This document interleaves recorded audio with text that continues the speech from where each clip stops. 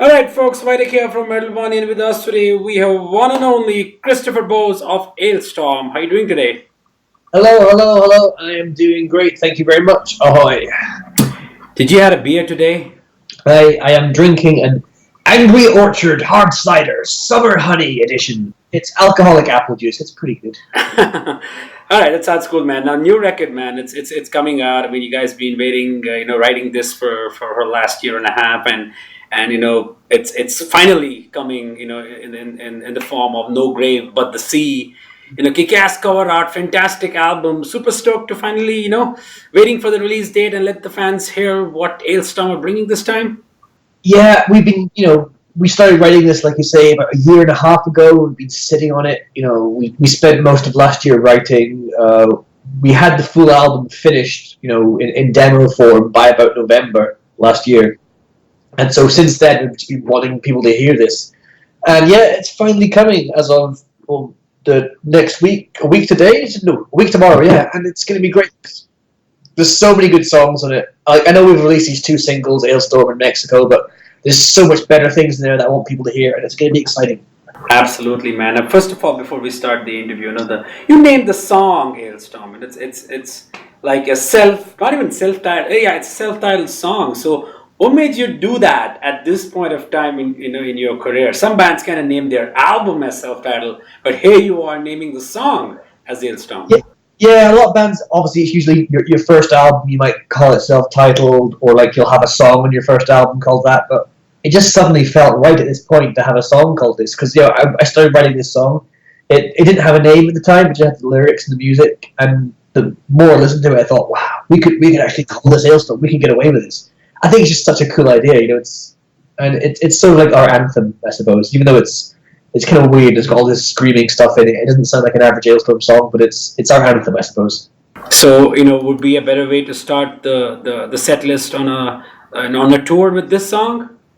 Yeah, I mean, we've thought about that. I mean, because it does start with this sort of screaming thing, it's a bit of a weird way to start a show, but we're going to certainly play it very early in the set, that's for sure. Cool, that's awesome. Now, it's fantastic to see at this point of time, you're not only bringing in the sound which the fans love, of your past work, but also you're bringing a lot of experimentation with your, not just your traditional music mechanics, but also a new techniques into your original sound.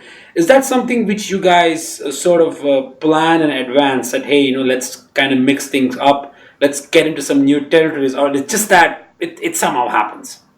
Yeah, I mean, it's always a thing in the back of our minds that we think, okay, we have to do something different. We don't want to keep releasing the same album over and over again. We always try to think, okay, what can we do that's going to be different on this one? So, but we just write the songs, and as they come into existence, we think, wow, we could do like a screaming section here, some like metalcore riffs, some epic symphonic black metal sort of stuff. All these things, they just happen. Like we don't give ourselves any boundaries when it comes to writing our music. We just let it happen, and we go to all these crazy places. Like we'd never listen to a thing and say, oh no, that's not an ALESTORM song.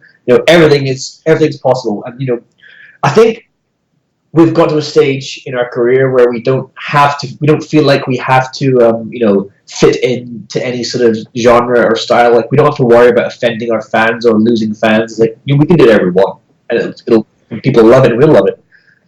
Absolutely, man. That's really cool to hear. It's also got to do with some of your songs where where they're all over the place. Which is, like you said, for a band like ALESTORM to have a name, a song title itself, it came as a surprise to me in terms of the particular musical composition on this. It has a lot of thrashy elements, a lot of melodic death metal influences. So that's something that you guys have kind of carried on from tracks on some of your previous albums. And even though that you kind of mix things up. So when you say that you don't want to restrict yourself to one specific genre, but then you have so many available, is that something you guys like, hey, let's write a trash song, let's write a death metal song? Is that something you guys think of? Yeah, well, exactly. Ever since our first album, like if you listen to the album Captain Morgan's Revenge, there's like there's like epic ballads, there's like stupid fast folky songs, there's like two basically thrash metal songs. Then there's these kind of folky songs and the pop hits. Even from the very beginning, we've been like 3 or 4 different bands at the same time, all just doing different things. Like there's you can't say, oh yes, all of ALESTORM songs sound like this, because there's so many different things that we sound like. And it does give us so much more options. Like, we can do this weird stuff, and it's not going to freak people out because it is still a thing that you might expect from us. That's cool, man. And then you have something like, fuck you, you're a fucking wanker, we're gonna punch you right in the balls. And if you start a song like that, that's undeniably the ridiculous song that you guys have put out in so far in your entire career. And I'm saying this in a very good way because it's very difficult to keep a straight face while listening to it. Yeah, I think that's my favorite one on the album. Basically the idea behind that song was we tried to imagine what it is. What is it that makes the best ALESTORM songs, the ones that people love the most, the ones that are the most fun to play live.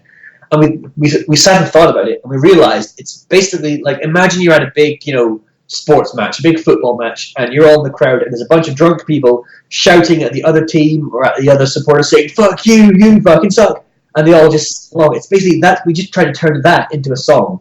So it's basically it's drunk idiots in a football match screaming at each other, but set to this wonderful, really happy melody. And I just love it. I think it's going to be so much fun live. People are going to flip when they hear that. Absolutely, man. You start off the song, all of your, ready, the guitars are in, the drums are ready, and then you just say this and start the song. Though, there you go. Yeah, I just love it. I can't wait to play that one live. Absolutely. Now, let's talk about the artwork. I mean, there is, obviously a pirate. There's a vibe in there. And then you have a lot of underwater stuff. Obviously, you have shot the promo pics in underwater. I believe I can see that it's terrific. So, what was the idea behind No Grave But the Sea? The concept, and what exactly does this artwork signify? Well, the title came from I was walking around London in England one day, and I found this war memorial. It's a memorial to all the civilian sailors who lost their lives in the World War I, and I think in a previous war. And there's this big, huge memorial in London, and it says, "Dedicated to all those who have no grave but the sea." And I thought, that's such a cool title. I mean, at first I was worried. I thought, it's very heavy and dark sounding. It's not usually what you'd associate with ALESTORM. But we made it work, and then so I thought, yeah, we can do this. Let's do it. So then our artist guy Dan Goldsworthy, who did this album, he also did the art for our two Gloryhammer albums, my other band. But I just told him this is the name of the album. So basically, I imagined this. We have this guy, this pirate guy who's been on all our album covers, sort of squid undead pirate dude. So I just imagined him, being buried at the bottom of the ocean. And I just basically told him to draw that, and he went crazy and made this beautiful artwork. And I love it so much. Awesome, man. And how about the underwater shoot? How was the experience? I've seen another band doing it, and they had a damn good time. Australian band Carnival. Yeah, well, I mean, we did it in January in Florida, in the USA. I mean, I know Florida's kind of warm, but in January. Oh no, we actually recorded the album in Florida. So anyway, we were in Florida. It was while we were at the studio. The studio had a swimming pool because everyone has a swimming pool there, and we had to do it at 9 o'clock in the morning when the sun had only just come up, and the pool was freezing cold. So yeah, we had to jump in this pool fully clothed. We did this about 100 times. Each jumping into space, and there was a guy underwater with a camera, and it was the coldest thing. And it was if you look at the pictures carefully, if you particularly look at the Mate, our guitar player, he looks like he's just having the worst time. His face is all screwed up. It's like, ah! Yeah, I can see he looks like pretty much, everyone, I think all of you have a sort of a pink face, and he's the only one who's been underwater for like 1 decade or something. Yeah, it was a pretty harsh time, but it worked out when the pictures look so cool. I love the concept of it, Absolutely, man. Have you planned anything with respect to taking the album on road? Anything been planned so far? For tours, you mean, and things? Yeah, well, we're going to be very, very, very busy. After it comes out, we've got a few festivals in Europe. Then we go straight to the USA all summer for the Vans Warped Tour, which is this huge tour. It's like 50, 60 bands playing for 40 days. Every show was like 20,000 people, and it's all like pop punk bands, alternative rock bands, metalcore bands, and then suddenly a pirate metal band is in there as well. So, I mean, I don't know how it'll fit in, but it's going to be great fun. Yeah, obviously a great chance for you to have some new fans. I'm sure they're gonna be those who are gonna be like, "Holy shit, how did I miss this band?" That is the main reason we're doing it. It's like it's not something we'd usually do, but we thought, you know what, fuck it, let's do something different for a change. So we're gonna do this, and we're gonna hopefully get new fans, and then after that we're gonna do a big European tour, and then a big South American tour. We're just gonna keep touring forever and ever for the next 18 months, 2 years, who knows? Awesome. So, are there any misconceptions about ALESTORM which kind of surprises you? Like, holy shit, I never thought fans are gonna think this way. Well, I mean, I think also fans think we really, really love pirates. They think we're obsessed with pirates. We're not. We don't really care about pirates. We don't give a shit. It's so weird. Like we're playing shows and like some fans come say, "Ahoy! Who's your favorite pirate? I'm Captain Poo Pants of the good ship Treasure Butts." I'm like, I don't care. We don't.